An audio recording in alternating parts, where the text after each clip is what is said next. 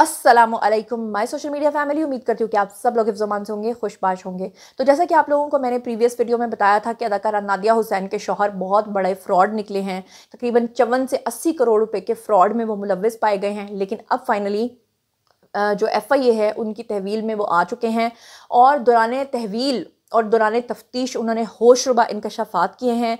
ये फ्रॉड उन्होंने 7 सालों में 1.5 अरब के रुपए के करीब जो है वो कैसे किया, कौन कौन सा अमला उनके साथ कैसे कैसे मिला हुआ था, ये पूरी अंदर की कहानी अब FIA ने खोल के रख दी है। ये पूरा मामला क्या है इसके ऊपर मैं बात करूंगी और साथ ही आज आपको ये भी बताऊंगी कि अदाकारा नादिया हुसैन जो हैं उनका भी अपने शौहर से मुतल्लिक अब रद्द-ए-अमल सामने आ गया है।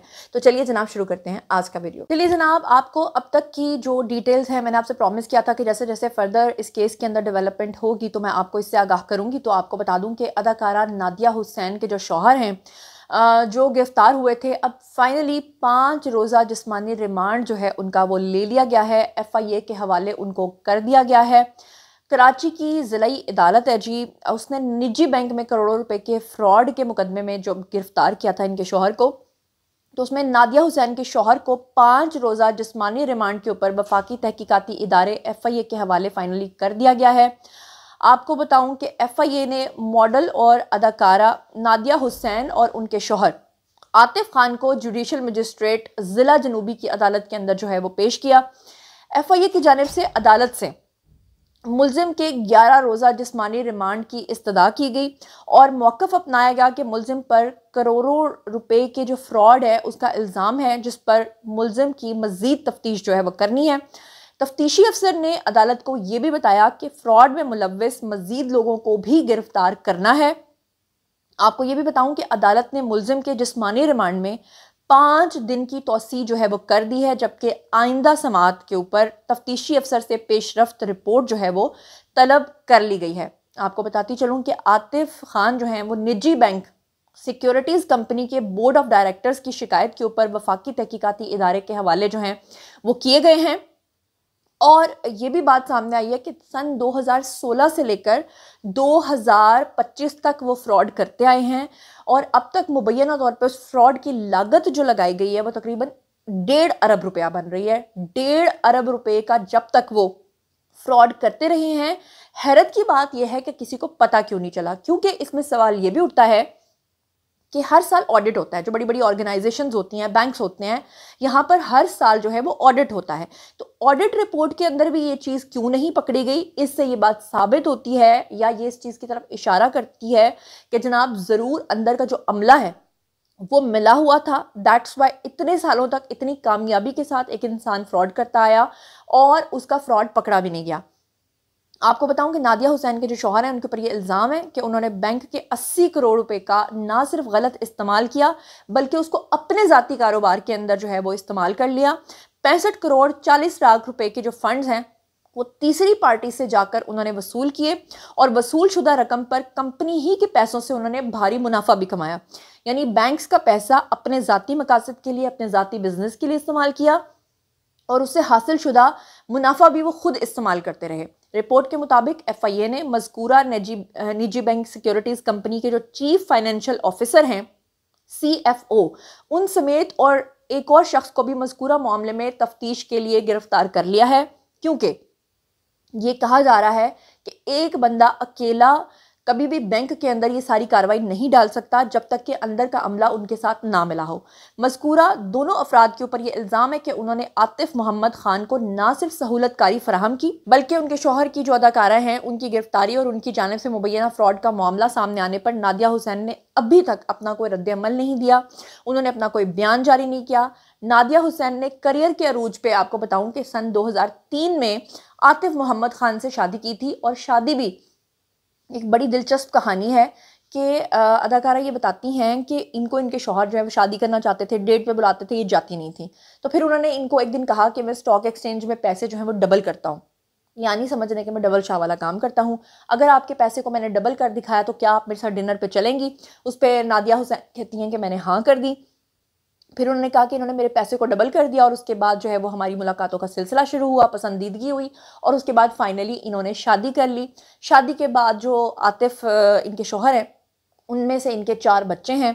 और आपको बताऊं कि कराची के मेन डिफेंस एरिया के अंदर इनका बहुत ही लग्जरी घर है जो कैनाल्स के ऊपर है। इससे पहले बहुत बार अपना होम टूर जो है अदाकारा नादिया हुसैन है वो दे चुकी हैं। अच्छा, जैसे कि मैंने आपके सामने ये जिक्र किया कि अभी इससे पहले जब तक मैं ये वीडियो बना रही हूँ, मैंने आपको बताया था वीडियो में ही कि नादिया हुसैन का अभी तक अपने शौहर की गिरफ्तारी के हवाले से कोई भी रद्द-ए-अमल नहीं आया। लेकिन इस व्लॉग के बनाते बनाते ताज़ा तरीन अपडेट मेरे पास आ गई है, जिसमें उनके शौहर के बारे में जिस्मानी रिमांड मंजूर होने के बाद नादिया हुसैन ने अपना मुबहिम जो इजहार ख्याल है वो फाइनली सोशल मीडिया पर कर दिया है और उन्होंने अपनी पोस्ट भी लगाई है।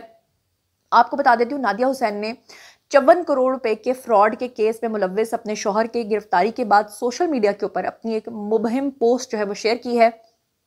Photo and video sharing app के ऊपर यानी इंस्टाग्राम के ऊपर उन्होंने अपनी एक स्टोरी शेयर की है और स्टोरी में उन्होंने अपनी जो तस्वीर लगाई है वो बिना मेकअप के है, सादा हालत में है और वो तस्वीर उन्होंने शेयर की है। शेयर करने के बाद उन्होंने तस्वीर का जो कैप्शन है उसमें उन्होंने मुबहिम किस्म का पैगाम जो है वो लिखा है।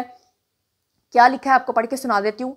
उन्होंने लिखा कि तारीकी में रोशनी ज़्यादा नुमायाँ होती है और मैं वो रोशनी हूँ। एक मरतबा फिर से आपको बता दूँ कि अदाकारा नादिया हुसैन के जो शौहर हैं उन्होंने फ्रॉड इतनी चकमे के साथ कैसे कर लिया कि वो किसी को पता नहीं चला।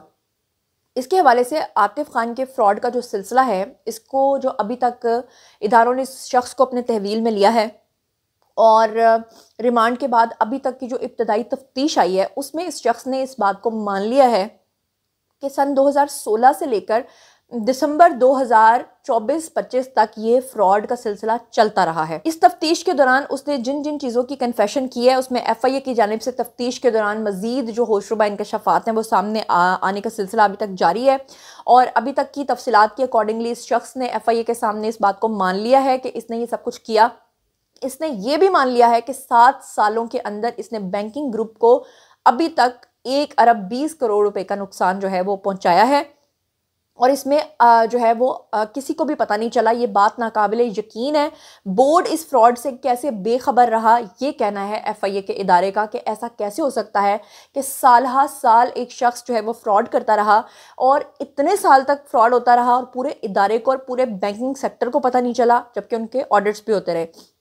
लिहाजा FIA की जो ये बात है ये अपनी जगह बिल्कुल जायज़ है और इदारे का यानी FIA का ये कहना है कि अब हम पता चलाने की कोशिश कर रहे हैं कि फ़्रॉड में और कौन कौन मुलव्विस है। जैसे कि मैं आपको पहले भी डिटेल बता चुकी हूँ कि इसमें 2-3 जो लोग हैं उनको गिरफ्तार कर लिया गया है, जो कि अब आगे मज़ीद चीज़ों को बताएंगे, आगे मज़ीद चीज़ों को जो है वो रिवील करेंगे और फिर बड़े बड़े नाम जो है वो इसके अंदर आएंगे। आतिफ खान के अलावा दीगर कई अफराद का किरदार भी मशकूक है, ये कहना है FIA का, क्योंकि FIA कह रही है कि अभी तो हमने सिर्फ 2-3 लोगों को गिरफ्तार किया लेकिन जो बाकी का अमला है वो भी हमें काफ़ी मशकूक दिखाई दे रहा है। अब वक्तन फ़वक्तन जब ये जो 2-3 लोग पकड़े गए हैं, जब ये बताएंगे आगे के नाम, तो फिर उनको पकड़ के उनसे भी तफ्तीश होगी। फाइनेंशियल क्राइम पे तहकीकात का दायरा जो है वो अब मज़ीद बढ़ाने का फ़ैसला कर लिया है FIA ने, क्योंकि FIA कह रहा था कि पहले एक शख्स ने फ्रॉड किया, फिर उसमें उसके साथी पकड़े गए और अब साथियों से ये पूरा अमला ही जो है मशकूक नज़र आ रहा है। तो अब इसका दायरा जो है फाइनेंशियल क्राइम पर तहकीकात का वो बढ़ाने का फाइनली फ़ैसला कर लिया गया है। आतिफ खान 7 साल कंपनी के पैसों से ट्रेडिंग कर रहा था, ये भी कहना है FIA का, यानी वो तमाम चीज़ें जो सिर्फ खबरों का हिस्सा थी अब वो फाइनली इस शख्स ने मान लिया है। पाकिस्तान स्टॉक एक्सचेंज के मुताबिक दिसंबर 2023 को बोर्ड को भी ये बताया था, FIA का ये कहना है, लेकिन उसके बावजूद भी इसके ऊपर कोई कार्रवाई नहीं की गई थी। आतिफ खान ने दूसरे निजी बैंक से RF पर जो है वो 40 करोड़ लोन भी लिया था, ये भी FIA ने कंफर्म कर दिया है अभी तक की तफसीलात के अकॉर्डिंगली, और लोन के इवज निजी बैंक को रिसीवेबल पोर्ट पर क्लाइंट्स के नाम भी दिए थे, ये भी FIA ने कंफर्म कर दिया है। और इसके अलावा अभी तक तफ्तीश के अकॉर्डिंगली ये बात सामने आ गई है कि मुजरिम ने ना सिर्फ अपना कन्फेशन कर लिया है बल्कि बैंक को दिए गए नामों में 70% से ज़ायद जो नाम थे वो भी जाली निकले हैं। यानी ये जो फ्रॉड है ये कोई छोटे लेवल पे नहीं हुआ, ये बहुत बड़े लेवल पे फ्रॉड किया गया है। तो जनाब अभी तक की तफसीलात के मुताबिक इतना ही। अब बारी है जी आप लोगों की, आइए कमेंट सेक्शन में बताइए आप इस बारे में क्या सोचते समझते हैं। जो कुछ भी आप सोचते समझते हैं शेयर कीजिए, पर्सनली जवाब दूंगी। मजीद खबरें, व्लॉग्स, इंटरव्यूज और सियासी तज्ज़िये जानने के लिए मेरे साथ कनेक्टेड रहना हरगिज़ मत भूलिएगा। चैनल को सब्सक्राइब कर लीजिएगा। अपना बहुत ख्याल रखिएगा। अल्लाह ने के बाद।